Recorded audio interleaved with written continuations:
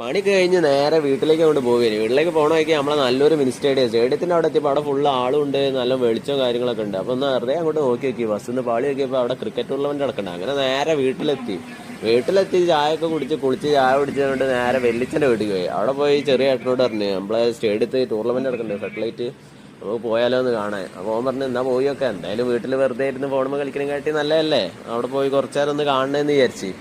അങ്ങനെ ഞങ്ങൾ നേരെ സ്റ്റേഡിയത്തിൽ കിട്ടും. അപ്പോൾ ഒരുത്തനെ വിളിച്ചു നോക്കി അമ്പീകാരനോ, അവൻ പറഞ്ഞു വീട്ടിൽ നടക്കണ്ട്, നിങ്ങൾ അങ്ങോട്ട് വാന്ന്. അങ്ങനെ ഓനെയും കൂട്ടി ഞങ്ങൾ നേരെ ഫെഡലൈറ്റ് കളിക്കുന്നിടത്തോണ്ട് പോയി. വലിയ ആളും തിരക്കൊന്നുമില്ല, പുറത്ത് കുറച്ച് കണ്ട ആൾക്കാരുള്ളൂ. പിന്നെ ക്രിക്കറ്റ് കളി കാണാൻ നമുക്കൊരു പ്രത്യേക ഫീലും കാര്യങ്ങളൊക്കെ കേട്ടോ. പണ്ട് ഇതാണ് ഈ ഫുട്ബോളിനെക്കാട്ടി കൂടുതൽ കളിച്ചത്, പിന്നെ പെട്ടെന്ന് ഫുട്ബോളിലേക്ക് അങ്ങോട്ട് മാറി.